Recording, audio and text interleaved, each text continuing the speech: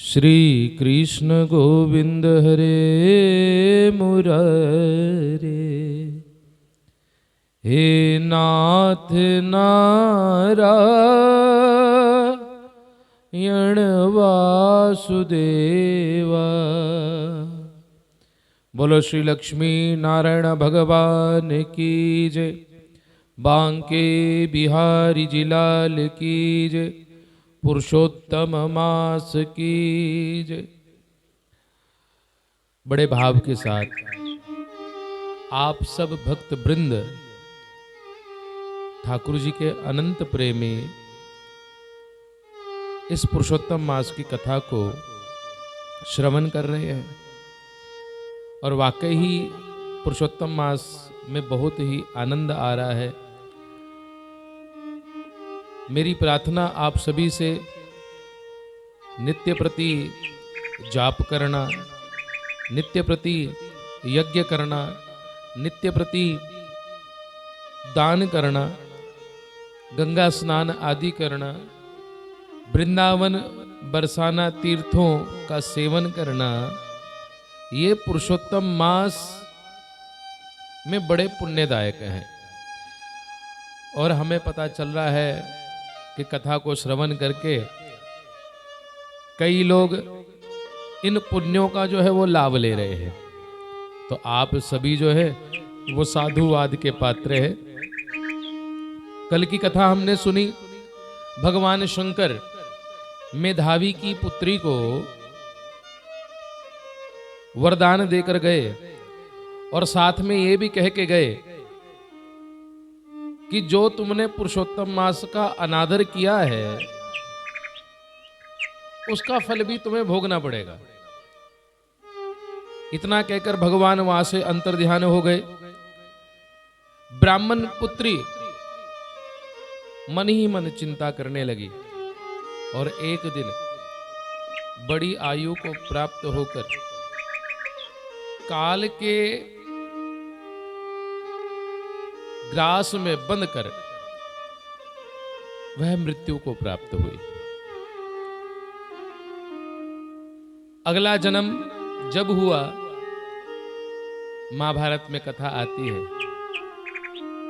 राजा द्रौपद ने यज्ञ करवाया और उस यज्ञ कुंड में से एक कन्या उत्पन्न हुई जिसका नाम द्रौपदी रखा हुआ। अब यही वो द्रौपदी है। भगवान कृष्ण कथा भी सुना रहे हैं पांडवों को, उधर नारद जी विष्णु भगवान से कथा सुन रहे हैं और सूत जी 88,000 ऋषियों को कथा सुना रहे हैं। भगवान कृष्ण बोले यही कन्या तुम हो, द्रौपदी को बोले। द्रौपदी अपनी पूर्व जन्म की कथा सुनकर बहुत हैरान थी। अर्जुन ने तुम्हें स्वयंवर में जीता, ये सब विदित है।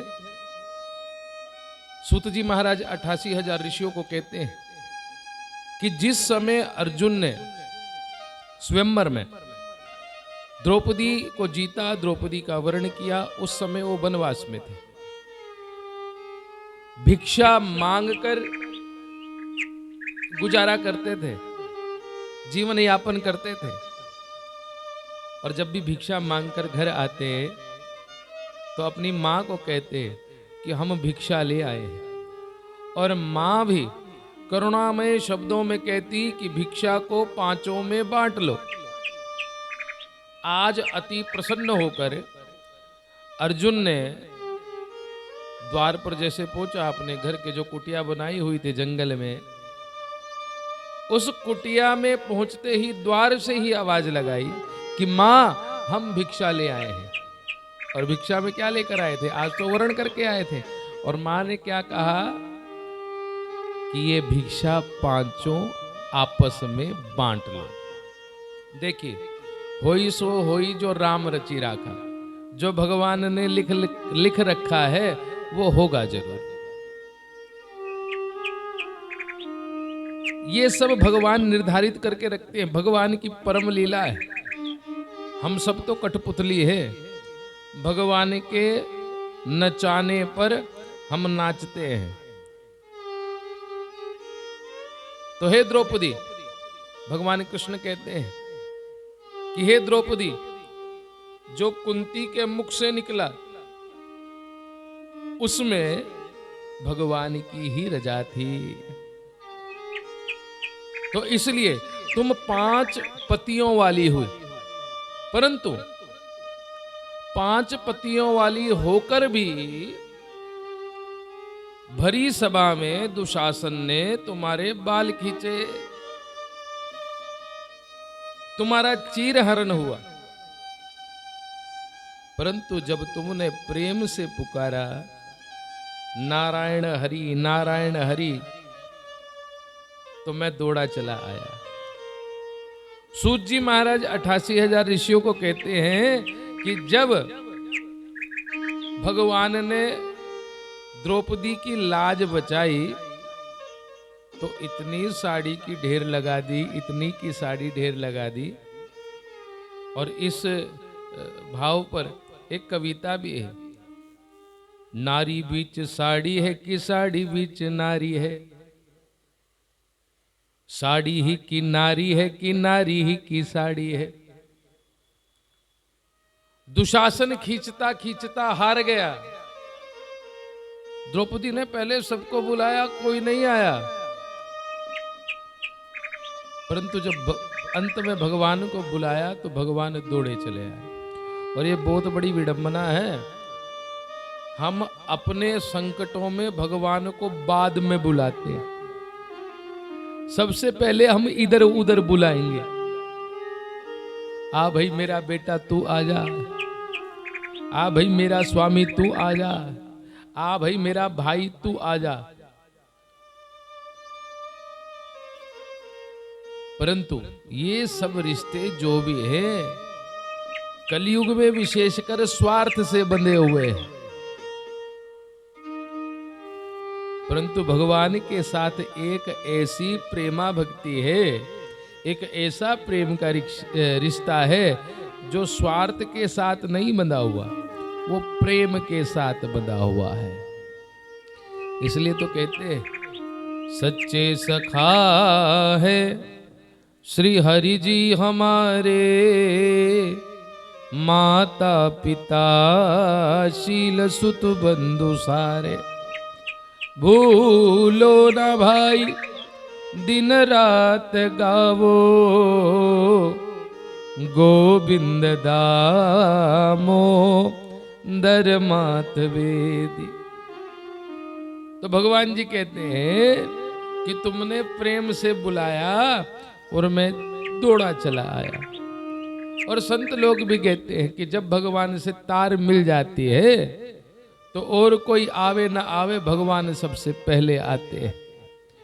जरा तारे से तार मिला कर तो देख, हो प्रभु बंधे हुए खींचे हुए चले आएंगे। परंतु हम सारे रिश्तेदारों से तार मिलाते हैं, भगवान से तार ही नहीं मिलाते। भगवान जी कहते हैं कि तुमने प्रेम से बुलाया और प्रेम के अधीन होकर हम खींचे चले आए। बोलो श्री बांके बिहारी जी लाल की जय। तुम्हें परम सुख मिला, किसका? 5 पतियों का। परंतु पुरुषोत्तम मास का तुमने अनादर किया, इसलिए तुमने इतने दुखों को सहन किया। ये महान दुख इसलिए आए क्योंकि तुमने पुरुषोत्तम मास का पिछले जन्म में अनादर किया। भगवान कृष्ण ने पांडवों को, द्रौपदी को ऐसा समझाया कि जीवन में कभी भी, वैसे तो किसी का भी अनादर नहीं करना चाहिए, परंतु पुरुषोत्तम मास का अगर कोई अनादर करता है वह कभी भी सुख की प्राप्ति नहीं कर सकता। बोलो पुरुषोत्तम मास की जय। पुरुषोत्तम मास के स्वामी जो हैं वो स्वयं भगवान कृष्ण है। जो जितनी भक्ति हो सके, जितना जाप हो सके, जरूरी नहीं है बड़े बड़े अनुष्ठान करवाएं, अगर समर्थ है तो अनुष्ठान करवाएं, नहीं तो जाप तो कर सकते हैं। और कलयुग केवल नाम आधारा, और सिमर सिमर नर उतरहि पारा। ये नाम ही तो है जो इस शरीर का बेड़ा पार करने वाला है। तो इसलिए जाप से बड़ी कोई और चीज नहीं, तो पुरुषोत्तम मास में निरंतर जाप करें। ऐसा कहकर भगवान जो है वहां से चले गए द्वारिकापुरी में।